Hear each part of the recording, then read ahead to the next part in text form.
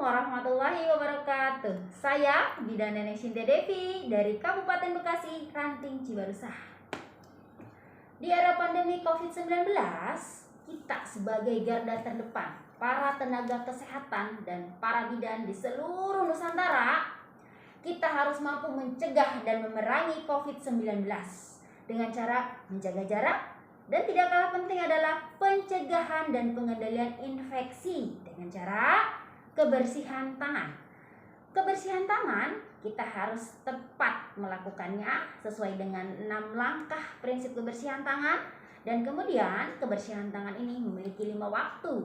2 waktu sebelum, yaitu sebelum kontak dengan pasien dan sebelum melakukan tindakan aseptik. 3 waktu setelah, yaitu setelah kontak dengan pasien, setelah terkena cairan tubuh pasien, dan setelah kontak dengan lingkungan sekitar pasien. Kebersihan tangan bisa dilakukan dengan 2 cara.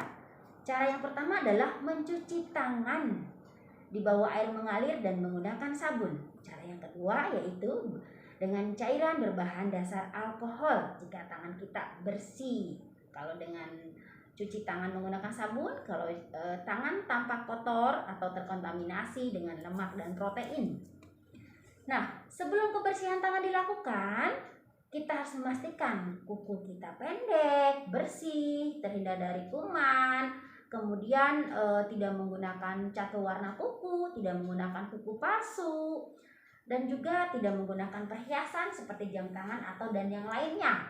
Dan kalau menggunakan tangan panjang, maka kita harus menggulungnya sampai ke siku, ya.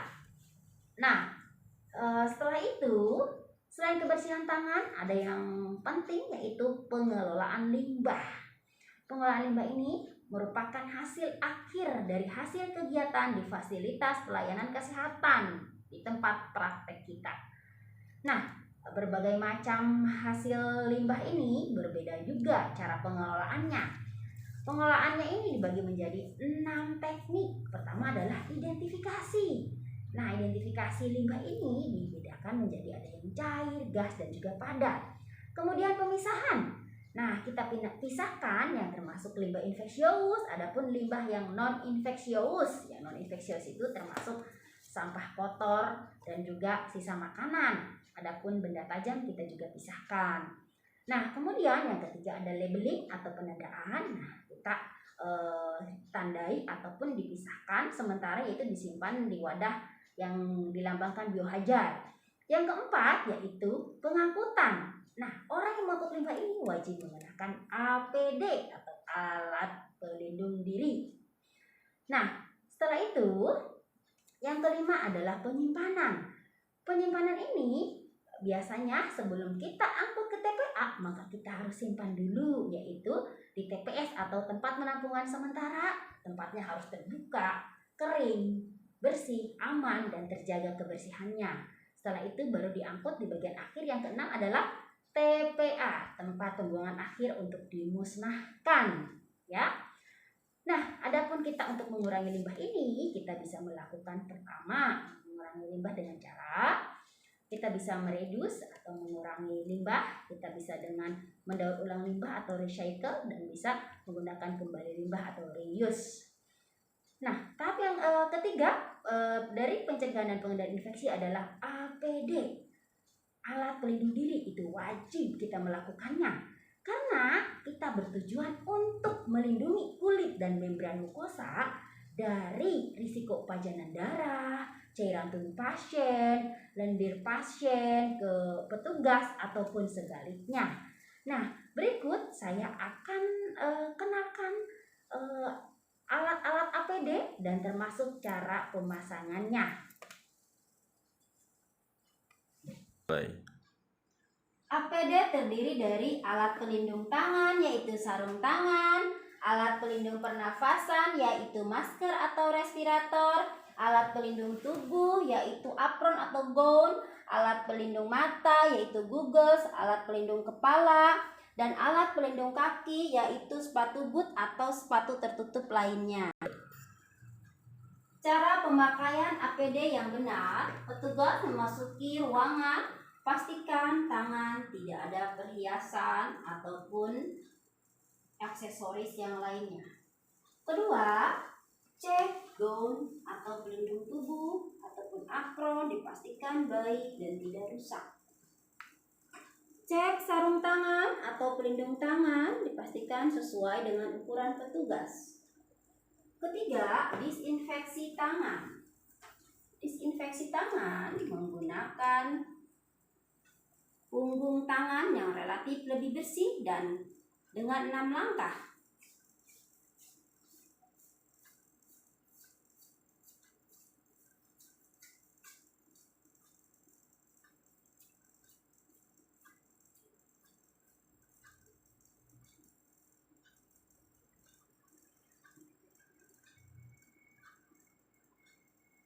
Keempat, menggunakan pelindung kaki atau sepatu boots.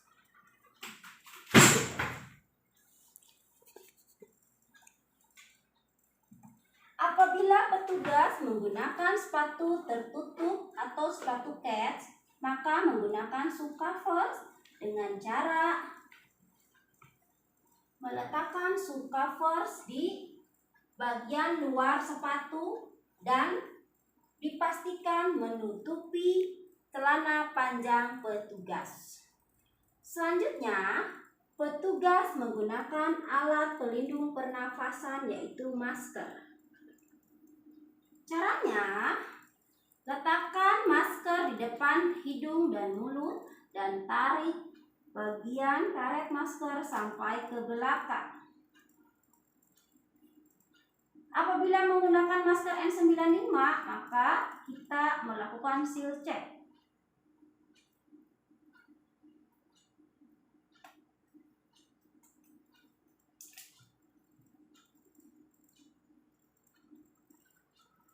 Kita tarik nafas, dipastikan masker N95 mengempis, dan kemudian kita meniup masker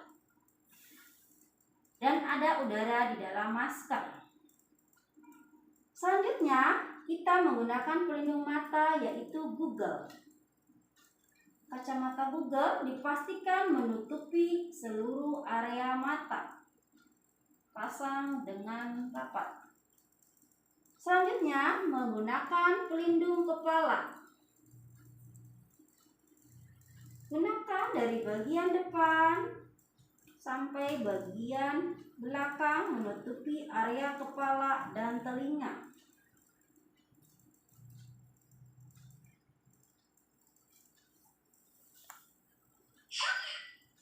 Apabila petugas kesehatan mau melakukan tindakan aerosol, maka menggunakan face shield.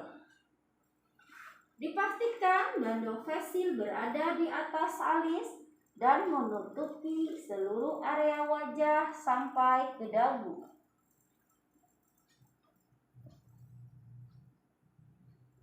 Yang terakhir, menggunakan alat pelindung tangan yaitu sarung tangan.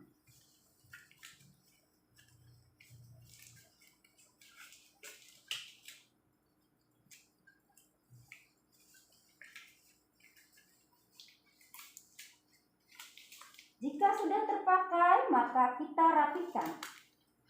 Jangan bawa yuk.